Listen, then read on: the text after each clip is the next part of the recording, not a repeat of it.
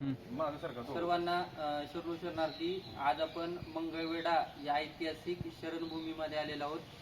या मंगळवेढ्यामध्ये बसवांना 12व्या शतकामध्ये या ठिकाणी किल्ला जो होता त्या किल्ल्यामध्ये कर्णिक आणि अर्थमंत्री म्हणून काम करत होते. जवळपास 12 वर्ष वास्तव्य महात्मा बसवण्णांचं या मंगळवेढा या ठिकाणी होतं. 12 वर्ष या किल्ल्यामध्ये त्यांनी काम केलेलं आहे. 12व्या शतकामध्ये हा निर्माण झालेला किल्ला होता.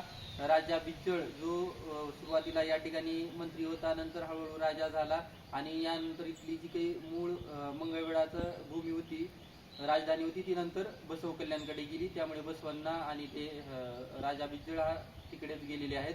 तर मूळ जी काही सुरुवात लोकशाहीची झालेली आहे ती मंगळवेढा या भारतातल्या प्रथम संसद भूमी मंगळवेढा इथून झालेली आहे, जी की 770 शरणांनी महात्मा बसवांनी केलेली आहे. ती आपल्याला विसरून चालणार नाही. आणि त्यामुळं या किल्ल्याचं डेव्हलपमेंट, या ठिकाणी महात्मा बसवांचं आंतरराष्ट्रीय स्मारक, 500 कोटी बजेटच्या माध्यमातून स्वतंत्र अनुभव मंडप, रेवन सिद्धेश्वर मंदिर सुद्धा या ठिकाणी, तिथली विकास, या किल्ल्याचा पूर्ण विकास होणं गरजेचं आहे. या ठिकाणी प्रत्येक महिन्याच्या दुसऱ्या रविवारी अनुभव मंडप मंगळवेढामध्ये रेवन सिद्धेश्वर मंदिर आणि या मंगळवेढा परिसरात होतो. 27वा अनुभव मंडप संपन्न झाला.